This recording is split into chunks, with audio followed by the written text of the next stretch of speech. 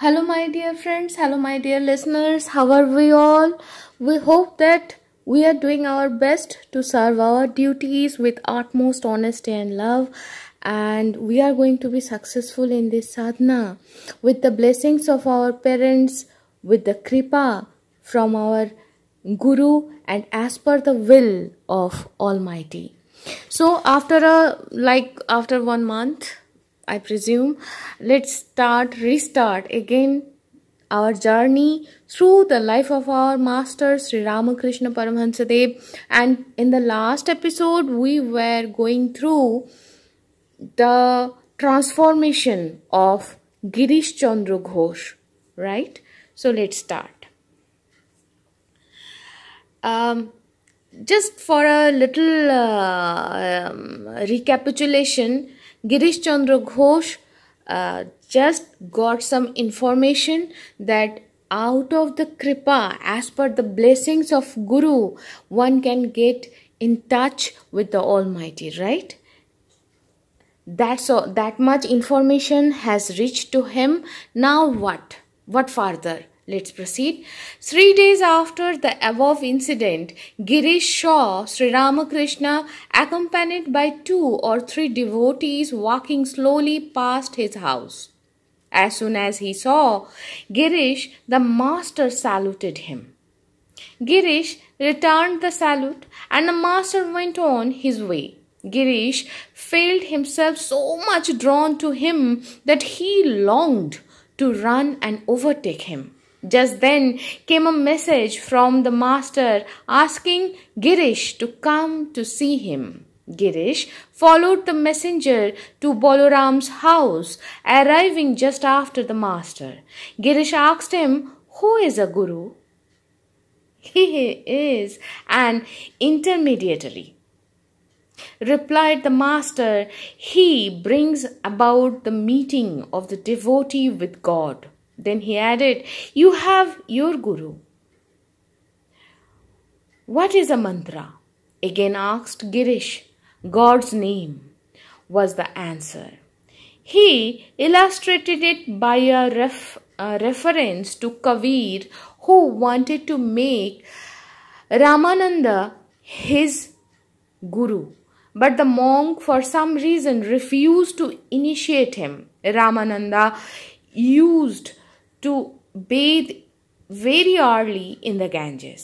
One day Kabir lay on the steps of the bathing ghat. In the dark, Ramananda's feet touched the prostrate body of Kabir.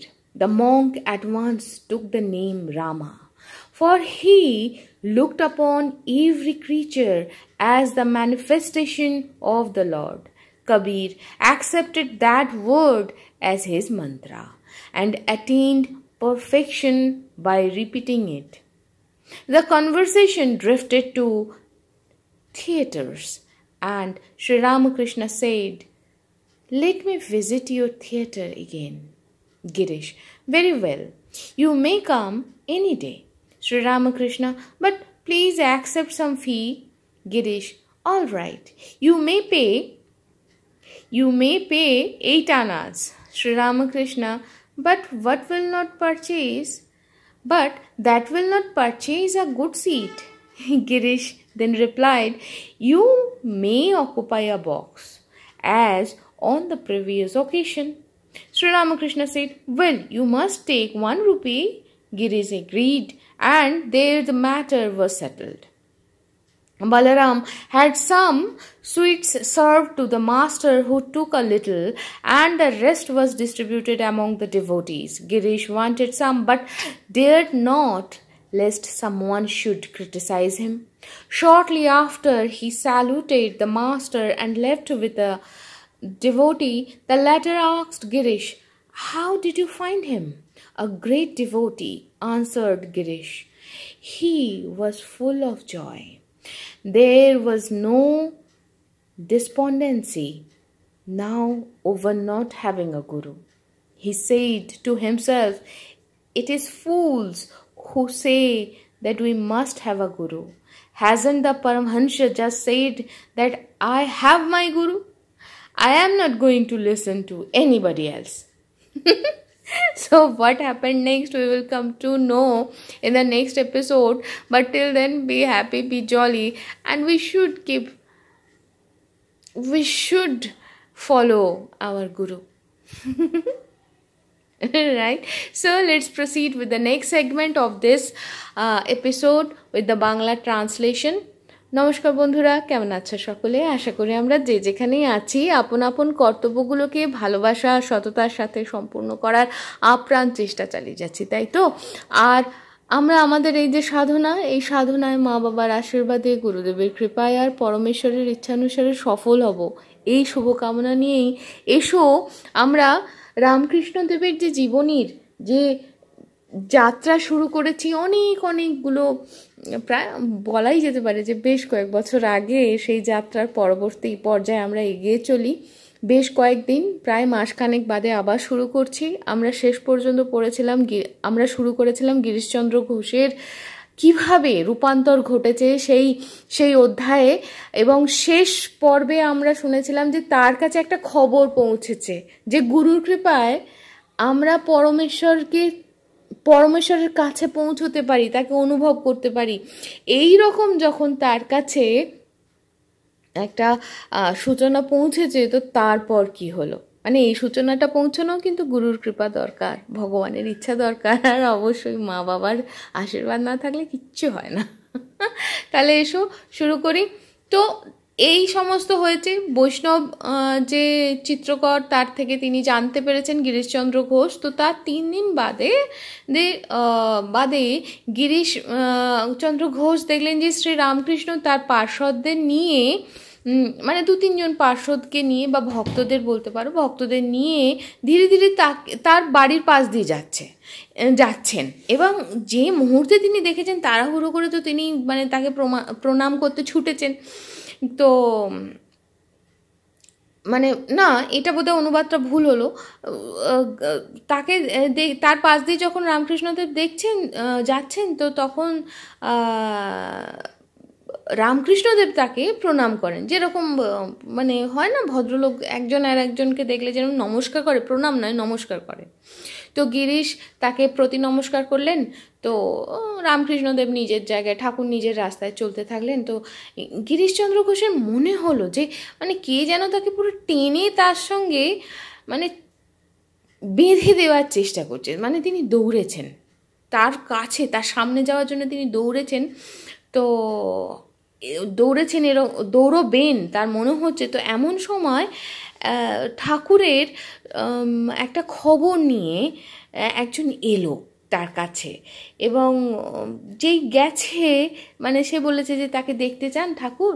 তো গিরিশচন্দ্র ঘোষ মহাশয় সঙ্গে সঙ্গে বলরাম বাবুর যে, বলরাম বাবু বলা উচিত নয়, আমার নাম নেওয়ারও ধৃষ্টতা হওয়া উচিত নয়। তো যাই হোক, তো বলরাম বাবুর বাড়িতে তিনি যান, এবং সেখানে গিয়ে তিনি দেখেন ঠাকুরকে। তখন গিরিশ ঘোষ জিজ্ঞাসা করছেন তাকে যে গুরুকে। তার উত্তরে ঠাকুর বলছেন একটা মধ্যস্থতাকারী, সে হলো একজন মধ্যস্থতাকারী যে ভক্ত আর ভগবানের মিলন ঘটায়। মানে সেই তারটা যে লাইট বাল্ব আর ব্যাটারির মধ্যে সংযোগ স্থাপন করে, এটা আমার বোঝা, সেই অনুযায়ী বলছি। তো তার সাথে তিনি আরও যোগ করলেন যে ইউ হ্যাভ ইউর গুরু, মানে তোমার তো গুরু আছে। তখন গিরিশ ঘোষ বলছেন তাহলে মন্ত্র কি? তখন ঠাকুর বলছেন ভগবানের নাম। তিনি তখন কিভাবে এটাকে ব্যাখ্যা করছেন, তিনি তখন কবিরের একটা ব্যাখ্যা দিচ্ছেন যে রামানন্দ কে তো তিনি গুরু হিসাবে পেতে চেয়েছিলেন। তো প্রচুর তিনি তার কাছে আকুতি জানান, কিন্তু রামানন্দ কোনোভাবেই তাকে নিজের শিষ্য হিসাবে গ্রহণ করতে চাননি। তখন এবার রামানন্দ খুব ভোরে স্নান করতে যেতেন গঙ্গায়।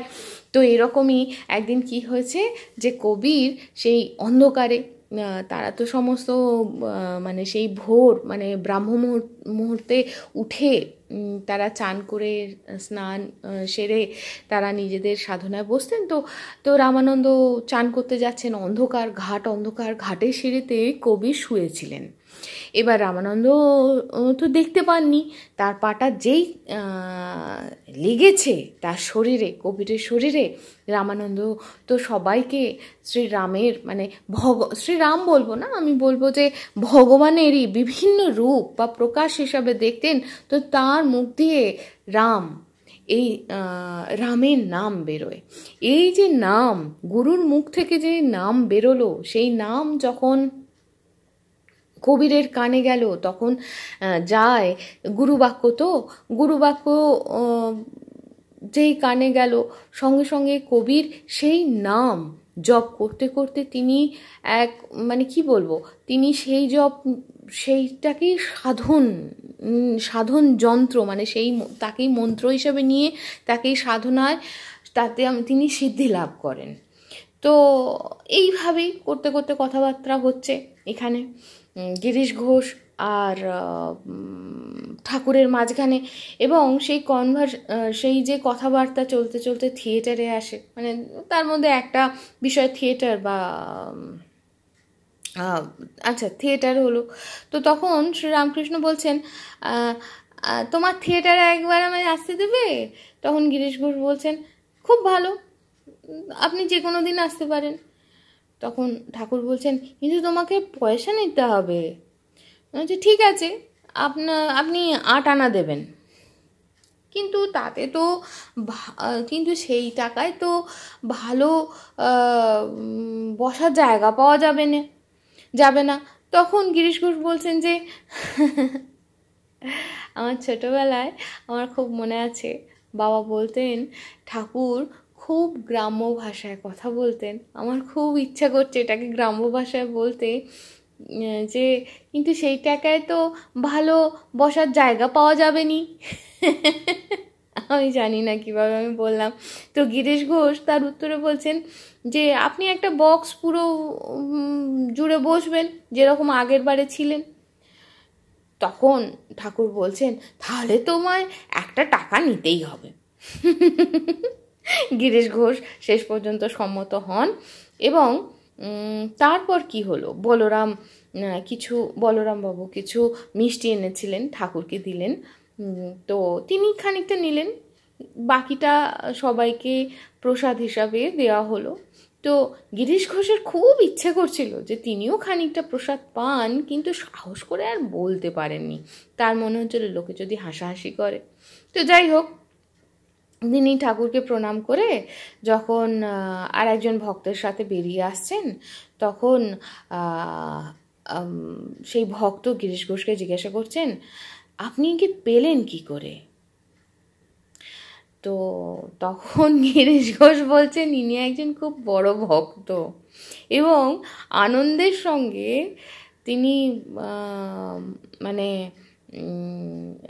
তিনি ভাবছেন যে আর কোনো দ্বিধাদ্বন্দ্ব রইল না, যে গুরু না থাকারও কোনো মানে নেই। তো তিনি নিজেকে বলছেন যে it is fools who say that we must have a guru. এটা বোকারাই বলে যারা বলে যে একজন গুরুর দরকার আছে। Hasn't the Paramahamsa just said that I have my guru? তো তিনি বলছেন যে ঠাকুর কি বললেন না যে আমার গুরু আছে, তো I am not going to listen to anybody else. তখন তিনি মনে মনে ভাবছেন যে আমি আর কারোর কথা শুনবো না। এই তো গেল অনুবাদ। তার মানে কারোর কথা তো তিনি শুনছেন, যার কথা আমরা শুনি সেই তখন গুরু হয়। রামকৃষ্ণদেবেরই একটা বাণী আছে, আমার খুব ভালো লাগে মনে করতে। তিনি বলেছিলেন, যখন যার কাছ থেকে যা শিখবে, যে শেখাচ্ছে তিনি তখন তার গুরু, যে রাস্তা দেখাচ্ছে সেই গুরু, এবং তখন কিন্তু তাকে বিশ্বাস করতে হয়। এটা ছোটোবেলায় আমাকে বাবা যখন একদম খুব ছোট ছিলাম তখন যখন আমায় বলছিল, তখন আমার এত ভালো লেগেছিল, কারণ সেটাতে বোধহয় এরকম ছিল যে রামকৃষ্ণদেব কোথাও একটা যাচ্ছেন, তো একজন রাখাল বালককে তিনি বলেছেন যে অমুকের বাড়ি যাব, আমার একটু রাস্তাটা দেখিয়ে দিত।